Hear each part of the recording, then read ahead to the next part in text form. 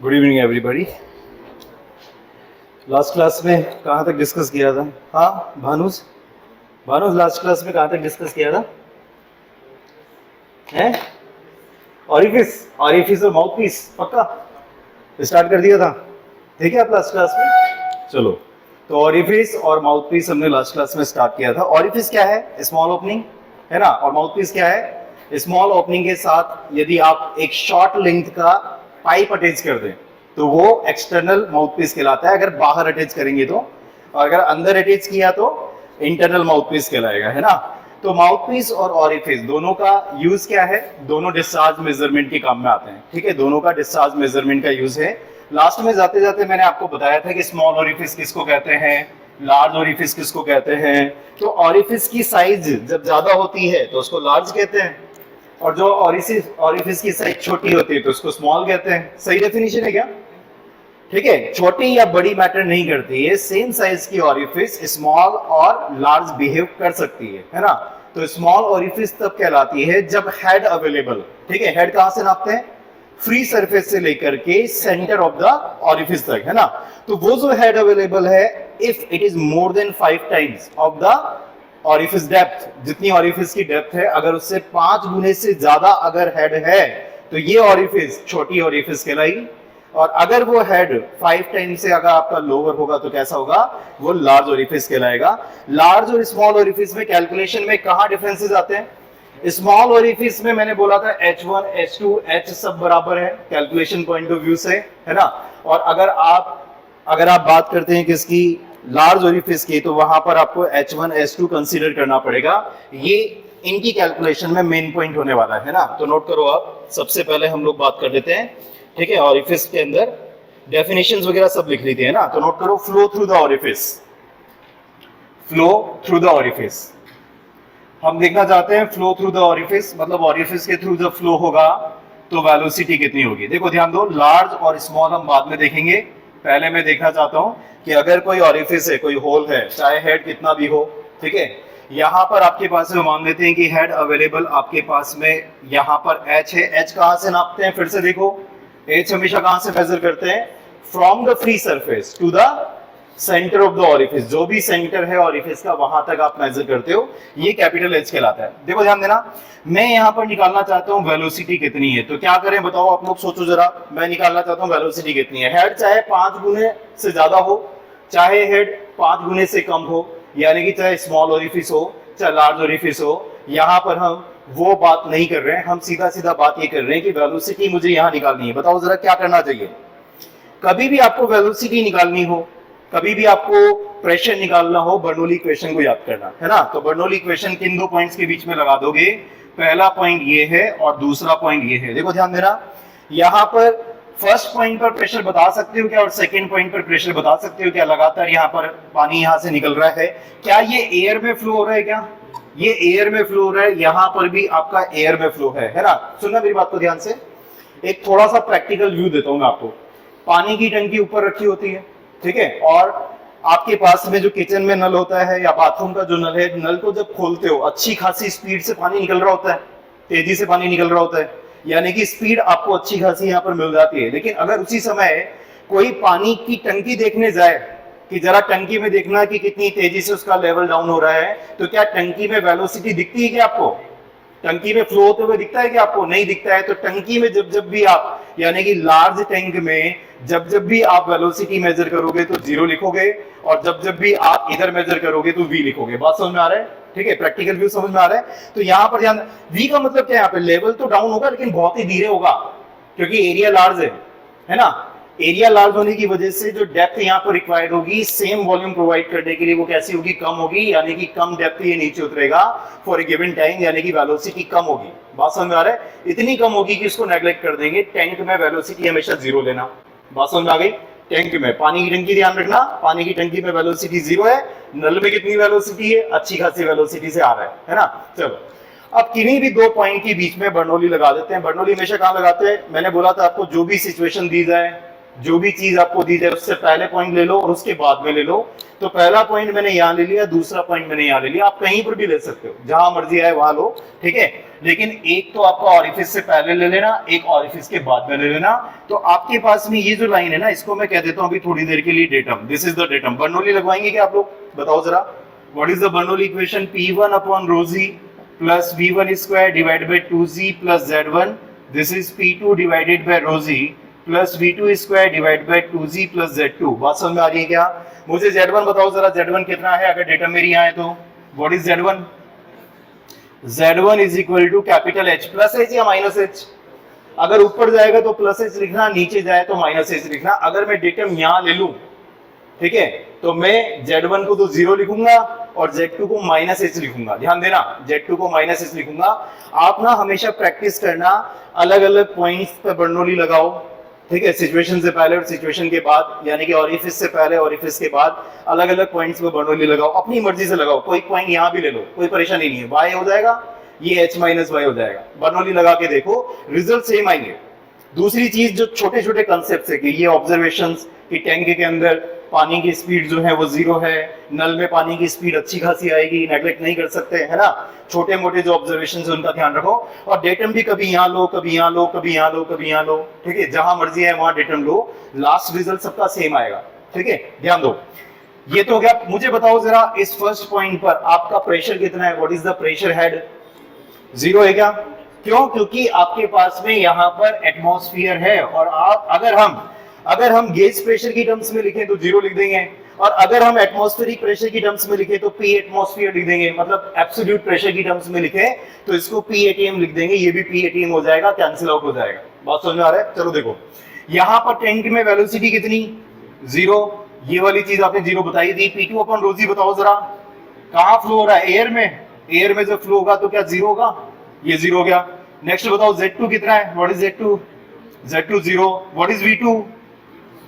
0 मत बोल देना, क्योंकि ये बाहर निकल रहा है, यहाँ से पाइप में से जब पानी निकलता है, नल में से जब पानी निकलता है, किसी होल में से जब पानी निकलता है, तो अच्छी खासी वेलोसिटी वहां पर होती है। इस वेलोसिटी को v कह दें तो ये हो जाएगा v स्क्वायर अपॉन 2g। तो एक छोटा सा फॉर्मूला नजर आ रहा होगा, v is equal to under root 2gh। ये वेलोसिटी जो आपने निकाली है, ये बर्नौली की इक्वेशन को क्या थ्योरेटिकल टर्म्स में यूज किए, है ना, आपने हेड लॉसेस कंसीडर नहीं किए, इस वजह से ये जो वेलोसिटी आएगी ये थ्योरेटिकल वेलोसिटी आएगी। एक्चुअल वेलोसिटी लिखते समय क्या करते हैं? कोएफिशिएंट ऑफ वेलोसिटी से मल्टीप्लाई कर देते हैं, खत्म। ये इक्वेशन आ गई। ये इक्वेशन मैंने लिख तो दी, आप लोग भी लिख लो एक बार। उसके बाद में कैसे रीड करता हूं मैं, है ना, ताकि हम इसको जगह जगह पर यूज कर पाए, है ना। कैसे रीड करता हूं मैं ताकि हम इसको जगह जगह पे यूज कर पाए, वो मैं आपको लिखवाऊंगा। पहले आप इतना लिख लो, बर्नौली इक्वेशन हमने फर्स्ट और सेकंड पे लगा दी।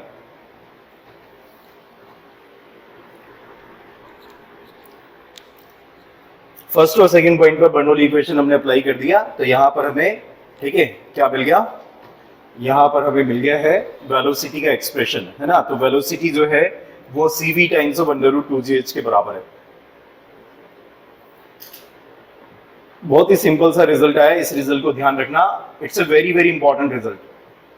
आपके अब जितने भी रिजल्ट्स आ रहे हैं ना, वो लास्ट क्लास तक आपके चलते रहेंगे, यानी कि टर्बाइंस तक भी चलते रहेंगे, हाइड्रोलिक मशीन्स वगैरह जब मैं पढ़ाऊंगा ना तब तक भी चलते रहेंगे। तो विद कंडीशंस याद रखना। अगर कोई रिजल्ट याद रखते हो बिना कंडीशंस के याद रखोगे तो उस रिजल्ट का कोई मतलब ही नहीं है। तो विद कंडीशंस रिजल्ट याद रखना। इसकी कंडीशन क्या है मैं बार बार आपको दिखाऊंगा, है ना। तो अभी पहले फिलहाल आप इतना लिखो, फिर मैं कंडीशंस दिखाता हूं। अगर हम बर्नौली फर्स्ट पॉइंट यहां ना लेकर के, पहले तो लिख लो फिर मैं बताता हूं आपको, है ना। देखो पहले फटाफट।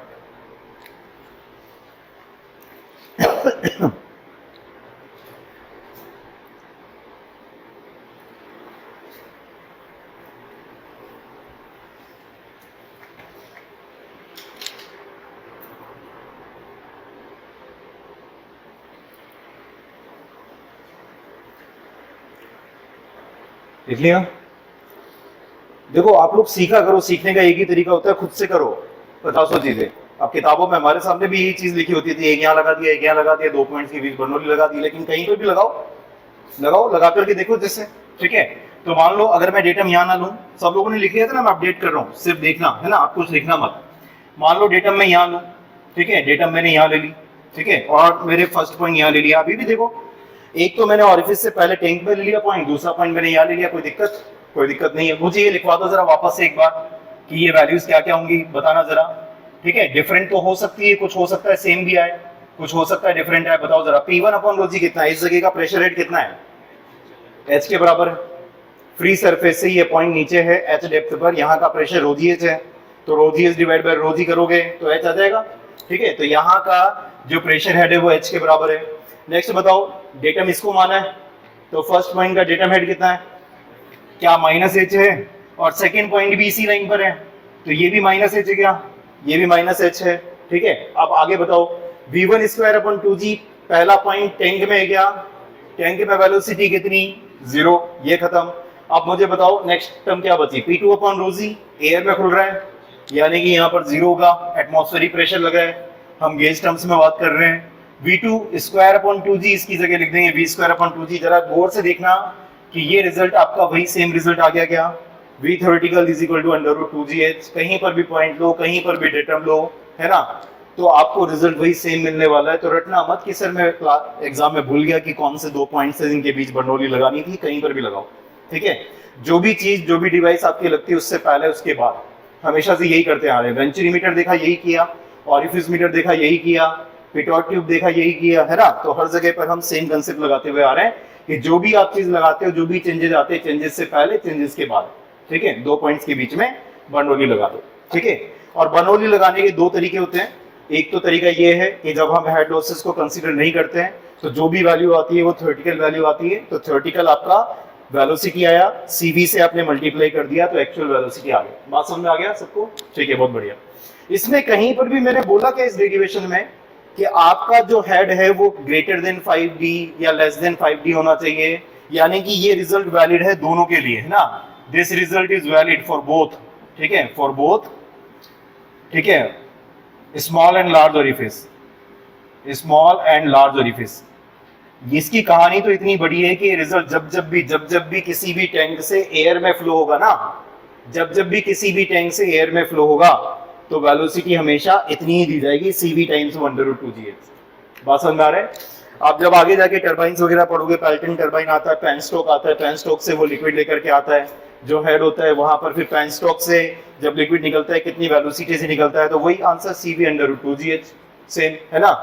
तो देखेंगे सारी चीजों को धीरे धीरे करके डिटेल में आएगा। अब इसका स्टेटमेंट क्या है, जब भी आपका किसी टैंक में जिसमें हेड अवेलेबल H है वहां से अगर एयर में फ्लो हो तो फ्लो वेलोसिटी कितनी होती है, आंसर होगा CV टाइम्स 1/2GH। तो अपने शब्दों में कैसे भी लिख लो, क्या बोल रहा हूं मैं, टैंक में या किसी भी ऐसी जगह से जहां पर हेड अवेलेबल H के बराबर था, ठीक है, वहां से अगर किसी ऐसी जगह पर फ्लो हो जो कि एयर में फ्लो करवा रहा है, ठीक है, तो वेलोसिटी कितनी होगी, √2GH के बराबर होगी। H क्या है, द हेड अवेलेबल। बात समझ आ गई।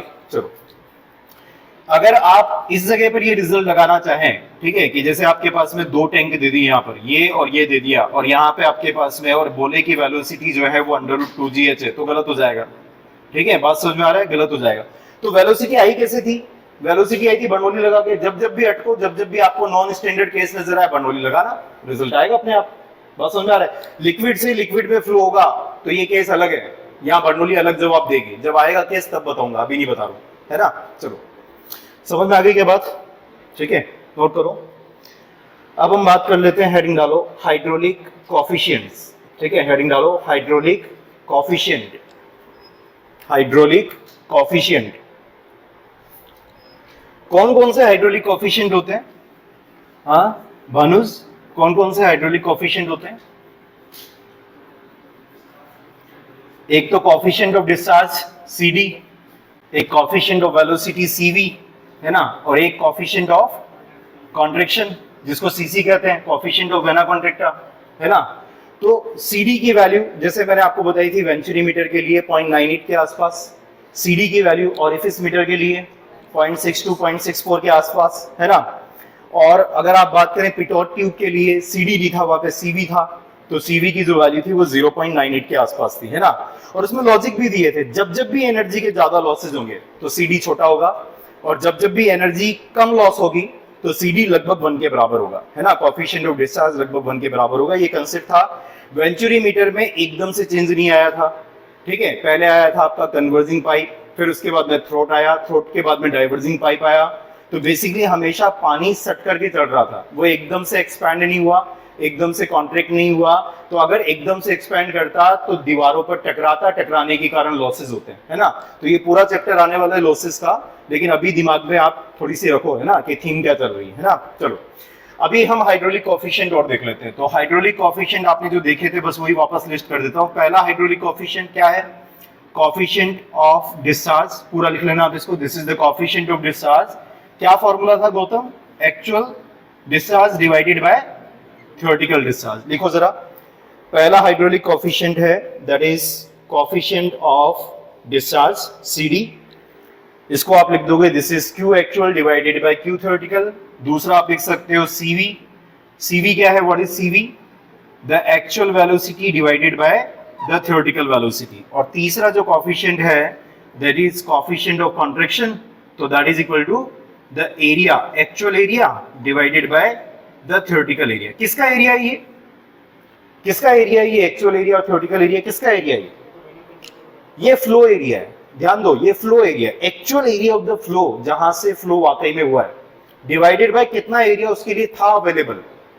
ठीक है, यानी कि उसका थ्योरेटिकल एरिया ऑफ फ्लो कितना था, कितना मिल सकता था उसको एरिया, है ना। ये भी हमने यूज किया था जब मैंने ऑरिफिस मीटर आपको समझाया था, एक्सप्रेशन बनाए थे, तब हमने इसको भी यूज किया था, है ना। CD, CC और CV में कुछ रिजल्ट आपको नजर आ रहे हैं क्या दिखते हुए यहाँ पर? अगर इनमें रिजल्ट देखें तो Q एक्चुअल को हम क्या लिख सकते हैं? What we can write this, discharge जो होता है वो एरिया मल्टीप्लाइड बाय वेलोसिटी होती है, तो इसको आप लिख सकते हैं A actual multiplied by V actual. और यहाँ पर जो Q थ्योरेटिकल है वो आपका क्या हो जाएगा? Area theoretical multiplied by velocity theoretical. क्या लिखा आपने? डिस्चार्ज बराबर एरिया इनटू वेलोसिटी, है ना। अब ये वाली टर्म देखो जरा ध्यान से, और ये वाली टर्म देखो जरा ध्यान से, तो ये क्या हो जाएगा? तो this is equal to CC multiplied by CV। Note कर लो। तो कोएफिशिएंट ऑफ डिस्चार्ज, ठीक है, और coefficient contraction, coefficient of velocity, उनमें रिलेशन ये होता है CD बराबर CC मल्टीप्लाइड बाय CV। ये मैथमेटिकल इक्वेशन कई बार आई है ना। तो CD जो होता है वो आपका CC मल्टीप्लाइड बाय CV हो जाएगा। ठीक है, ध्यान देना जरा। CD और CV में से कौन बड़ा है? अगर आपको बताना हो कि CD और CV में से कौन बड़ा है, बता सकते हो? अगर कोई बड़ा होगा तो कौन बड़ा होगा? CD बड़ा होगा। CD बड़ा होगा या छोटा होगा? क्योंकि CC आपका 1 से बड़ा नहीं हो सकता। जैसे अगर कंपेयर करें, अगर आप कंपेयर करना चाहो कि कौन बड़ा है, अगर मैं CD को कंपेयर करवाऊं CV के साथ, तो बताओ क्या है? ये जो कोएफिशिएंट लग रहा है ना CD और CV के कंपैरिजन में, जो CC कोएफिशिएंट लग रहा है, ये 1 से बड़ा नहीं है, ये ज्यादा से ज्यादा 1 हो सकता है। यानी कि जो एक्चुअल एरिया दिया था उसको उसी एरिया से फ्लो हो रहा है। बात समझ में आ रही है? तो आप CC को ज्यादा से ज्यादा 1 कर सकते हो। तो CD आपका या तो कैसा होगा? CD आपका कैसा होगा? छोटा या बड़ा? CD छोटा होगा, ठीक है, या फिर ज्यादा से ज्यादा CV के बराबर होगा। ठीक है, तो नोट कर लो, क्योंकि ये जो कोएफिशिएंट था CC वो आपका लेस देन इक्वल टू 1 है, इस वजह से आप बोल दोगे कि जो क्वांटिटी होगी CD वो less than equal to CV होगा। इसी तरीके से आप कंपेयर करवाएं किसको? दूसरी क्वांटिटी को, कि CD और CC में क्या रिलेशन है, तो CD और CC में भी आपका ये रिलेशन आएगा। कोएफिशिएंट ऑफ डिस्चार्ज होगा वो आपका छोटा हो सकता है या बराबर हो सकता है CC के। ठीक है, जब भी आप वैल्यूज देखेंगे तो आपको CD जो है वो छोटा नजर आ सकता है। समझ में आ गई क्या बात? लॉजिक क्लियर है क्या? ठीक है, चलो। तो यदि कंपेयर करवाया हमने CD को CV के साथ, तो CD हमेशा या तो छोटा आएगा या बराबर आएगा, ठीक है, CV के। और जब कंपेयर करवाया CD और CC को, तो CD, ठीक है, और बराबर किस कंडीशन में आएगा? व्हाट इज द मीनिंग कि इक्वल आएगा? बताओ, इक्वल कब आएगा? इक्वल, ठीक है, इक्वल कब आएगा? When CC is equal to 1। अगर CC 1 हो जाएगा तो इक्वलिटी साइन यहाँ पर आ जाएगा, ठीक है, CD और CV बराबर हो जाएंगे। और ये कब आएगा इक्वल? अगर बात करेंगे इक्वल कब आएगा, तो आप बोल दोगे जब CV 1 हो जाएगा उस समय ये इक्वल आ जाएगा। तो मैथ से तो यही कह रही है ना। तो हम यहाँ पर मैथ से देख रहे हैं, सीधा सीधा आगे देखें, हेडिंग डालो, experimental determination of hydraulic coefficient. Experimentally in hydraulic coefficient को कैसे निकाला जाता है? बताओ जरा। एक्सपेरिमेंटली अगर मैं इन तीन चीजों को निकालना चाहता हूं तो कोई सी भी दो निकाल लूं? तीसरी इस रिलेशन से आ जाएगी। सुन रहे हो मेरी बात को ध्यान से? तो अगर एक्सपेरिमेंटली हम CD, CV और CC निकालना चाहते हैं तो हम इन तीनों में से कोई भी दो निकाल लेंगे और तीसरा ये रिलेशन लगा देंगे कि CD, CC, CV के बराबर है। ठीक है, तो ये रिलेशन लगा करके हमारा काम हो जाएगा, है ना। तो नोट करो, the experimental determination of hydraulic coefficients. ध्यान देना, एक बार आया था ये इसमें क्वेश्चन, बच्चे ये भूल जाते हैं पढ़ते पढ़ते कि हाइड्रोलिक कोफिशिएंट्स कहलाते हैं, है ना। ये हाइड्रोलिक कोफिशिएंट्स है तीनों, ठीक है, CD, CC और CV। नोट करो, the experimental determination of the hydraulic coefficient. सबसे पहले निकाल लेते हैं कोफिशिएंट ऑफ डिस्चार्ज। ठीक है, सबसे पहले निकाल लेते हैं कोफिशिएंट ऑफ डिस्चार्ज। ये निकालना ना बहुत ही इजी काम है ना। हमको निकालना क्या है, what we need to find, बताओ जरा, what we need to find. हमें बस रेशियो चाहिए कि एक्चुअल डिस्चार्ज कितना है और थ्योरेटिकल डिस्चार्ज कितना है। अगर इसका रेशियो निकाल दिया तो काम हो जाएगा क्या। देखो, CD होता है by definition actual discharge divided by theoretical discharge. तो कोई मुझे एक्चुअल डिस्चार्ज अलग से बता दो कि कितना होगा, कोई मुझे ये बता दो कि थ्योरेटिकल डिस्चार्ज कितना होगा। अगर बता दिया तो काम खत्म। ठीक है, बात समझ में आ रही है? तो चलो स्टार्ट करते हैं।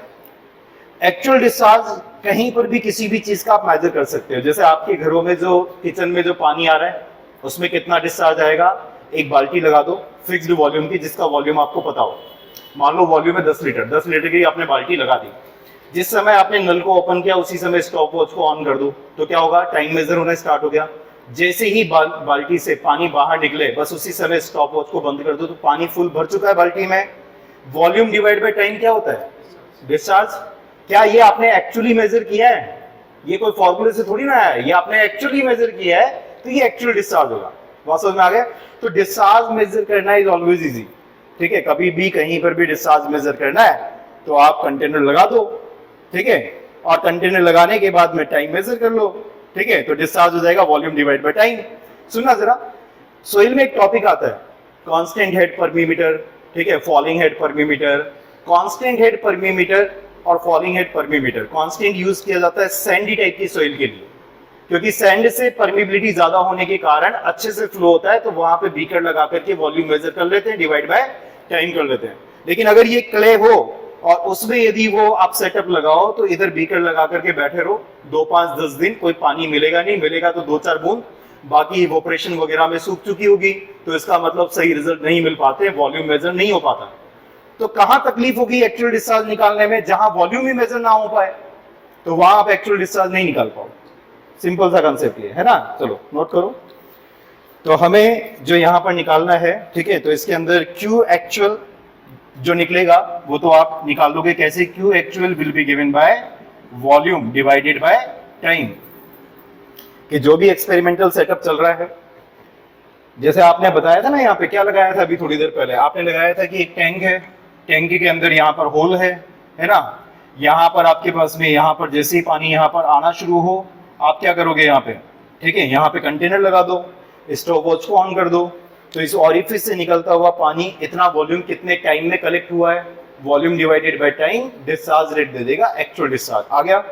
चलो अब थ्योरेटिकल डिस्चार्ज कैसे आएगा, what is the theoretical discharge. मान लो जो ये ऑरिफिस थी, है ना, कोई भी एरिया हो सकता है, मान लेते हैं ऑरिफिस का एरिया A है। क्या बोल रहा हूं मैं, ये ऑरिफिस किसी भी शेप की हो सकती है, मान लेते हैं इस ऑरिफिस का एरिया A है। अभी आपने थ्योरेटिकल वेलोसिटी निकाली थी, ऑरिफिस से निकलती हुई निकाली थी ना, क्या वेलोसिटी थी, CV/2gh, वो तो एक्चुअल थी, थ्योरेटिकल बोले तो √2gh था सिर्फ। तो यहां पर अगर मैं थ्योरेटिकल डिस्चार्ज आपसे पूछूं तो उसका जवाब भी है क्या आपके पास। थ्योरी ये कहती है कि जितनी बड़ी साइज होगी ऑरिफिस की उतना बड़ा एरिया कंसीडर करेंगे, तो एरिया यूज करोगे A multiplied by theoretical velocity that is equal to √2gh। क्या काम हो गया क्या आपका, एरिया मल्टीप्लाइड बाय वेलोसिटी, दोनों थ्योरेटिकल यूज कर लिया तो थ्योरेटिकल डिस्चार्ज आ जाएगा। इन दोनों का रेशियो ले लोगे तो CD आ जाएगा। आ गया क्या CD, एक्सपेरिमेंटली CD ऐसे निकाला जाता है। बात आ गई समझ में, एक्सपेरिमेंटली CD ऐसे निकाला जाता है ना। तो कोएफिशिएंट ऑफ डिस्चार्ज हमने यहाँ पे निकालना सीख लिया कि किस तरीके से कोएफिशिएंट ऑफ डिस्चार्ज निकलता है। ठीक है, मैं श्योर हूं, चिपकली, मैं श्योर हूं, हाँ नहीं है, सेफ हो आप लोग, उधर है मेरे पास है ना। हाँ, मैं क्या कह रहा हूं आपसे, मैं श्योर हूं कि आपने ये लेबोरेटरी में भी एक्सपेरिमेंट्स किए होंगे। कौन से वाले, coefficient of discharge and coefficient of velocity निकालने के लिए, है ना, coefficient of discharge and coefficient of velocity निकालने के लिए, ठीक है, ये एक्सपेरिमेंट आपने किए होंगे, है ना। तो कोफिशिएंट ऑफ वेलोसिटी कैसे निकलता है उसके ऊपर चलते हैं ना, सारे लोग ध्यान दो, कोफिशिएंट ऑफ वेलोसिटी कैसे कैलकुलेट होता है उसके ऊपर ध्यान दो। नोट कर लिए क्या सारा, हटा दूं, देखो ध्यान रखना, सीडी आ चुका है हमारा, है ना। एक कोफिशिएंट और निकाल लेते हैं, वो कोफिशिएंट ऑफ वेलोसिटी होगा, उससे हमको पता लग जाएगा कि कोफिशिएंट ऑफ कॉन्ट्रैक्शन कितना होगा, क्योंकि ये पता लगाना थोड़ा सा मुश्किल होता है कि जेट का एरिया कितना है, जेट का एरिया मेजर करना मुश्किल होगा। तो क्या कर रहे हैं, थ्योरेटिकल एरिया तो पता है, जितना ऑरिफिस का एरिया है वो थ्योरेटिकल एरिया है, लेकिन जेट का एरिया मेजर करना मुश्किल है, तो इसको मेजर नहीं कर रहे हैं अभी। क्या करेंगे, सीडी निकाल चुके हैं, सीवी और निकाल लेंगे, रिलेशन यूज कर लेंगे, सीसी आ जाएगा, है ना। तो अभी नेक्स्ट टारगेट है हमारा कोफिशिएंट ऑफ वेलोसिटी को फाइंड आउट करना, है ना। तो नोट कर लो कोफिशिएंट ऑफ वेलोसिटी, है ना, कोफिशिएंट ऑफ वेलोसिटी। देखो ध्यान दो सारे लोग, कोफिशिएंट ऑफ वेलोसिटी कैसे निकलेगा, देखो ध्यान दो। यहां पर आपके पास में जैसे ये टैंक था, इसके अंदर यहां पर आपका लिक्विड जा रहा था, अब मैं ना लिक्विड की सेंट्रल लाइन बना रहा हूं, वैसे पूरा का पूरा जेट निकलेगा ऐसे, है ना, यहां पर पूरा का पूरा जेट निकलेगा ऐसे। तो यहां से निकलता हुआ जेट, आप मुझे ये बताओ, क्या निकलते समय इसके पास हॉरिजॉन्टल वेलोसिटी थी क्या, सिर्फ हॉरिजॉन्टल वेलोसिटी थी क्या, वर्टिकल में कोई वेलोसिटी नहीं थी, तो ये ऊपर नहीं जाएगा, यहीं से इस पर ग्रेविटी लगना स्टार्ट हो जाएगी क्या, क्योंकि ये ग्रेविटी के कारण ही यहाँ पर फ्लो करेगा। तो ध्यान देना, आपने लेबोरेटरी में शायद ये एक्सपेरिमेंट किया हो, तो वहां पे एक नीडल हुआ करती थी और नीडल पर एक स्केल लगा होता था, एक हॉरिजॉन्टल स्केल होता था, एक वर्टिकल स्केल होता था, और नीडल का जीरो कहाँ सेट होता था, बिल्कुल इस लाइन पर सेट होता था, इस जगह पर, यहाँ जीरो सेट है। फिर उसके बाद में इसको नीचे लेकर के जाते थे, तो यहाँ पर जैसे ही वो नीडल जेट से स्ट्राइक करती थी तो पानी इधर उधर फैलता था, ठीक है, अगर आपने किया हो, मान लो अगर आपको रिकॉल हो रहा है। एक तो ये डिस्टेंस मेजर कर लेते हैं, जैसे आपकी नीडल यहाँ है, इस जगह पर है, तो हमें ये पता है कि हमने ये कहां पर लगा रखा है, एक्स डिस्टेंस कितना है, और फिर इस नीडल को नीचे लेकर के आते हैं, ठीक है, यहाँ पर स्ट्राइक करते हैं, जैसे ही जेट को टच करती है तो क्या होगा, पानी इधर उधर भागेगा, ठीक है। तो बेसिकली ये वाली जो डिस्टेंस है, ये स्केल जो लगा होता है उससे आप मेजर कर लेते हो, तो एक्स मेजर कर लिया, वाई मेजर कर लिया। ये कौन सा मोशन चल रहा है, प्रोजेक्टाइल मोशन। प्रोजेक्टाइल मोशन की इक्वेशन लगा करके एक्स और वाई में दो इक्वेशन बन जाएगी क्या, बनाने की कोशिश करो।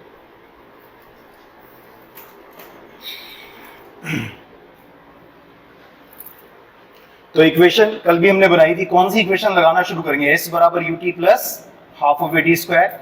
इस इक्वेशन को एक्स डायरेक्शन में लगाओ, है ना, इस इक्वेशन को एक्स डायरेक्शन में लगाओ।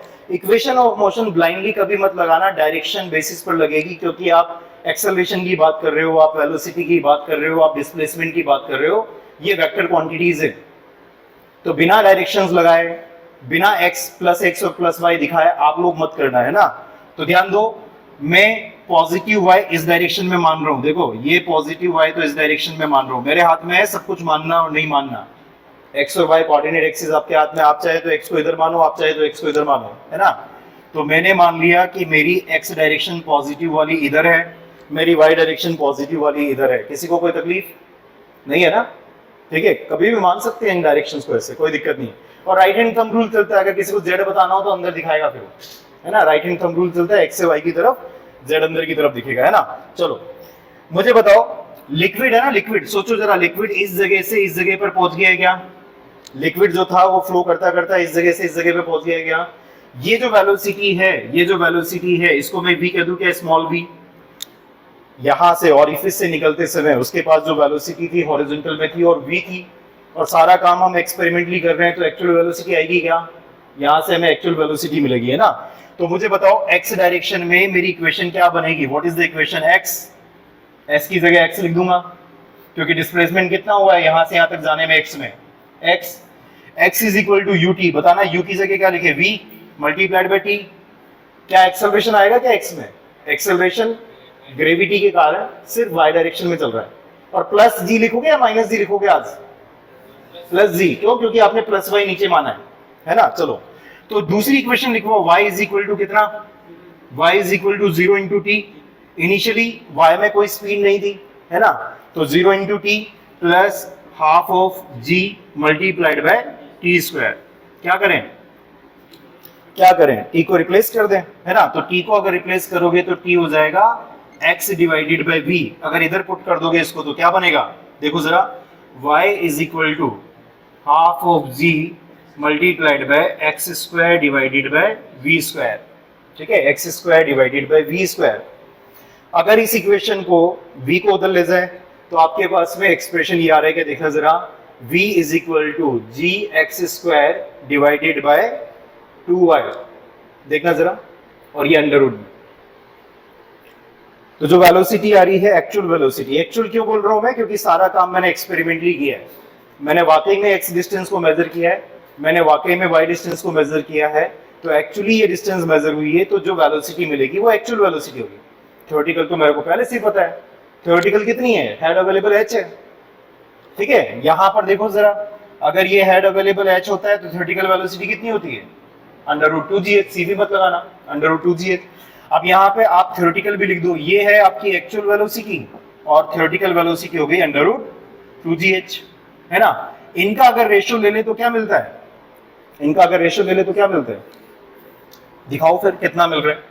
तो यहां से आपको मिल जाएगा CV, the coefficient of velocity, कितना मिलेगा देखो जरा, तो this is equal to √g, ठीक है, g से g कैंसिल आउट हो रहा है क्या, देखना जरा, ये g से ये g कैंसिल आउट होगा, है ना, और नीचे की तरफ जो बचेगा वो आपका 4 बचेगा, ठीक है, तो 4yh, तो यहाँ पर बच रहा है X square divided by 4yh, तो आप बोल सकते हो इसको x डिवाइडेड बाय 2√yh। देखना जरा, जो फॉर्मूला हमारे पास में यहाँ पे बन रहा है वो कुछ इस फॉर्म में बन रहा है, ठीक है, बिल्कुल सही फॉर्मूला डिराइव किया है अपन ने, है ना, किताबों में यही फॉर्मूला लिखा होता है, x divided by √4yh, under root के अंदर रखोगे 2 को तो 4 आएगा, है ना, √4yh। मुझे ये फॉर्मूले कभी याद नहीं है, मेरे से डायरेक्ट पूछने आओगे ना कभी याद नहीं निकलेगा, लेकिन 6 महीने 12 महीने 10 महीने कभी भी आओगे ना, इसको निकालने में टाइम ही नहीं लगेगा मुझे, ना तो मैं ये बनाऊंगा, ये दिमाग में चल रहा होगा, सीधा x की इक्वेशन कौन सी वाली, s बराबर ut plus half of t square, x की इक्वेशन लिखूंगा, y की लिखूंगा, दिख जाएगा। और ये मेजर कंसेप्ट तो मुझे अच्छे से पता ही है, बर्नौली लगा करके आता है, v बराबर √2g। तो छोटे छोटे जो कंसेप्ट होते हैं ना उनको पकड़ो आप, रादर देन कि हम फॉर्मूला याद करें, है ना, छोटी छोटी बातों को पकड़ो, ठीक है। और वो सब क्वेश्चंस भी होते हैं कि वेलोसिटी कितनी होती है जब एयर में फ्लो होगा, तो आप डिफरेंसेस समझ पाओगे, ठीक है। सब लोगों को आगे बात समझ में। तो क्या हमने CV निकाल ली है क्या, CD आ गया, CV आ गया, CC आ जाएगा क्या, व्हाट विल बी CC, कैसे निकालोगे यहाँ से, इस इक्वेशन से यू विल से कि CC जो होगा वो CD डिवाइडेड बाय CV हो जाएगा, खत्म। तो तीनों कोएफिशिएंट हमने एक्सपेरिमेंटली निकाल लिए ना, ठीक है। चलो, तो तीनों कोएफिशिएंट हमने एक्सपेरिमेंटली निकालना सीख लिया है। Now we will see flow through the large orifice, heading डालो, flow through the large orifice.